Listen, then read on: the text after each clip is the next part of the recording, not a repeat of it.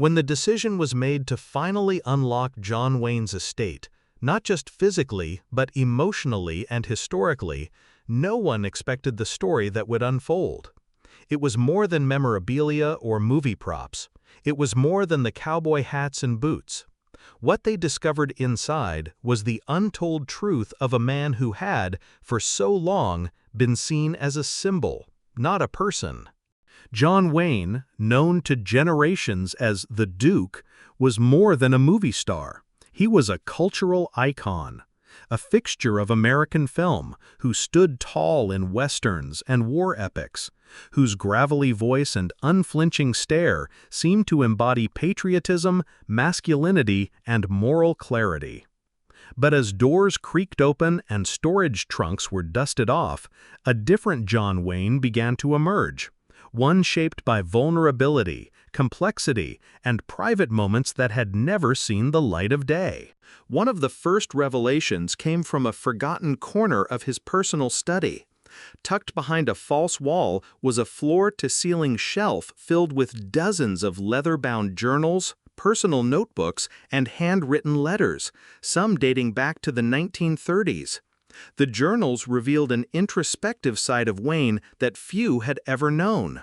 In them, he grappled with fame, aging, and the pressure of living up to the larger-than-life persona he had created. He wrote about nights where he couldn't sleep, about missing birthdays while on set, about fears of losing relevance in a rapidly changing world. But among these writings were letters that stunned even his closest family members. There were notes from political figures, correspondence with presidents like Harry Truman, Lyndon Johnson, and Richard Nixon. One letter, penned by Ronald Reagan, referred to Wayne not just as a friend, but as a man whose films helped shape American values during the Cold War. Then there were personal messages, unfiltered, raw exchanges with actors like Jimmy Stewart and Henry Fonda, filled with heartfelt words and reflections on the cost of fame. In the adjoining room, archivists found a vault-like door, sealed for decades. When finally opened, it revealed what could only be described as Wayne's private archive. Inside were reels of film, some never released, others raw behind-the-scenes footage of movies that defined his career. But it wasn't the Hollywood content that captured everyone's attention. It was the personal footage. Grainy, color-tinted home videos that showed a softer side of Wayne few had witnessed.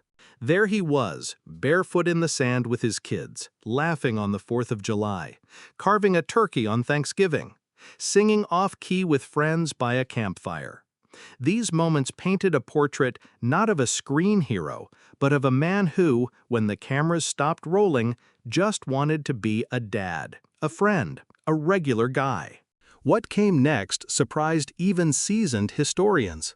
In one of the estate's back rooms, inside an unmarked crate, lay a collection of rare artifacts and gifts, many of which had never been publicly displayed. There was a ceremonial Native American headdress, presented to Wayne by a tribal elder in the 1950s. Alongside it, a plaque engraved by World War II veterans honoring him for his on-screen portrayals that had lifted spirits when spirits were low. And then, a medal.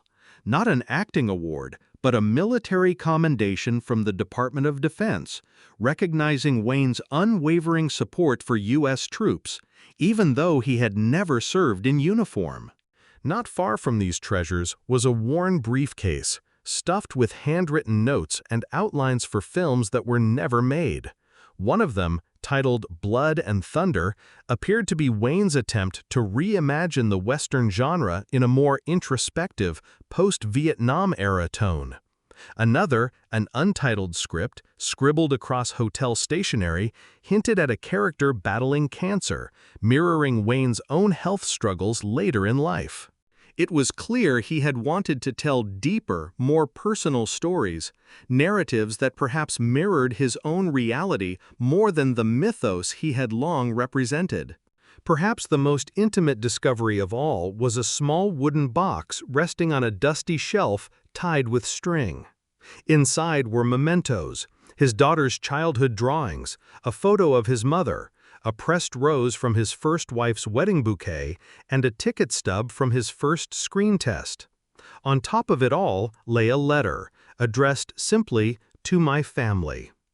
In the note, Wayne reflected on his regrets, his gratitude, and his hopes that his legacy would be remembered not for fame, but for integrity. He ended the letter with the words, "I did it my way, but I hope it was the right way." What had been hidden for years was not just a man's personal belongings, but his truth.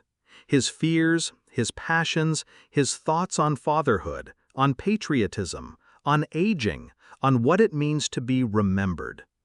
The estate, long sealed from the public, had become a mirror, one that reflected not the hardened cowboy of legend, but the flawed, fiercely human individual behind it all.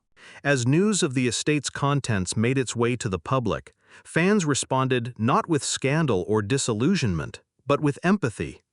In seeing the full spectrum of John Wayne's life, not just the highs of Hollywood, but the quiet, private moments of doubt and devotion, people found a deeper connection. He was no longer just a figure cast in stone or captured on celluloid. He was real, and in that reality, perhaps even more heroic.